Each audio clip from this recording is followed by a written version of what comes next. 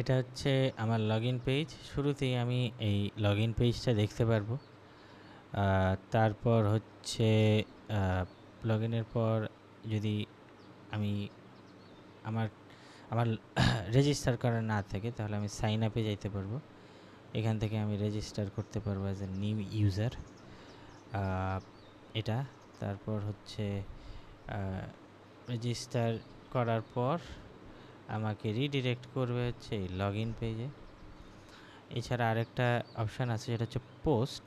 যে আমি যদি লগ ইন করা নাও থাকি, আমি যাবতীয় যে পাবলিক পোস্টগুলো আছে, হ্যাঁ প্রাইভেটগুলো না, পাবলিক পোস্টগুলো আমি এখানে দেখতে পারবো। কিন্তু আমি কোনো ধরনের ইন্টারঅ্যাক্ট করতে পারবো না, আমি পোস্টগুলো দেখতে পারবো না, আমি টাইটেল দেখতে পারবো। ইন্টারঅ্যাক্ট করতে গেলেই যে কোনো একটা পোস্ট আমি ইন্টারঅ্যাক্ট করতে যাব, আমাকে রিডিরেক্ট করবে লগ ইন পেজে।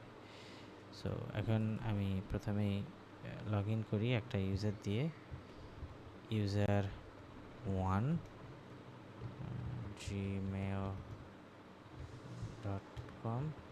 পাসওয়ার্ড হচ্ছে অ্যান্ড দেন লগ ইন। আমি লগ ইন করলাম। শুরুতেই যে আমি পেজটা দেখতে পারবো, এটা হচ্ছে লেটেস্ট ব্লগ পোস্ট।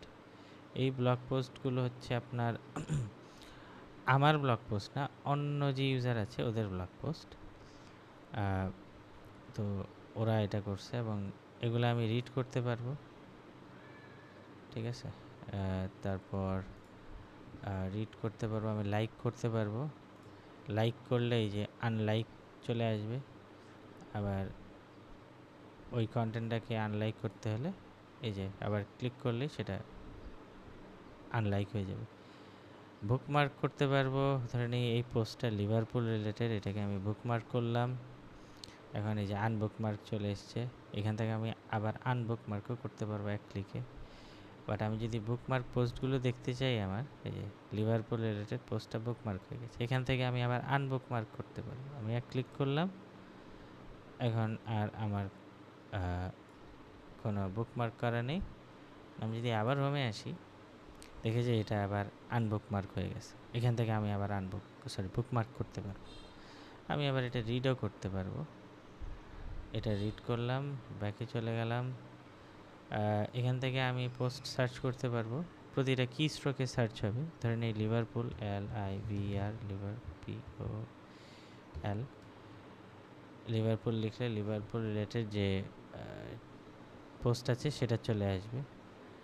এটা অন্যর পোস্ট, আমার পোস্ট না, বা এই ইউজারের পোস্ট না। আবার রিমুভ করে দিলে সে আবার এগুলো চলে আসবে সবগুলো।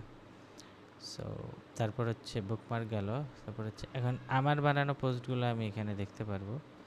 এখানে হচ্ছে এগুলো আমার বানানো পোস্ট। এই পোস্টগুলোকেও আমি লাইক করতে পারবো, আনলাইক করতে পারবো, চাইলে রিড করতে পারবো।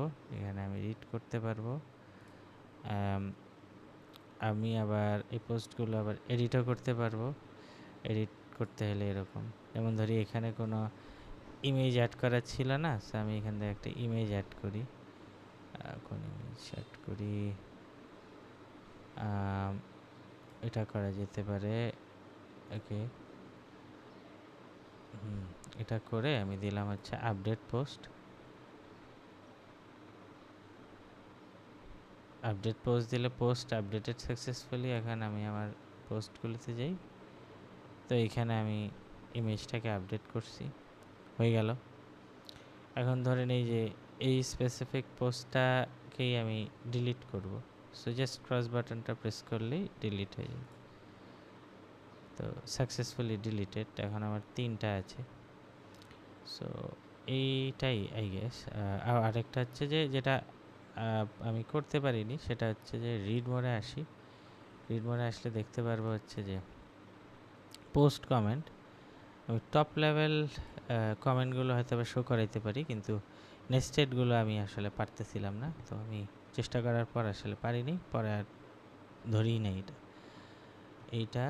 আর হচ্ছে লাস্টে ইউজার হচ্ছে লগ আউট করবে, জাস্ট এই লগ আউট প্রেস করলে সে লগ আউট হয়ে এই লগ ইন পেজে চলে আসবে। এটাই। ধন্যবাদ।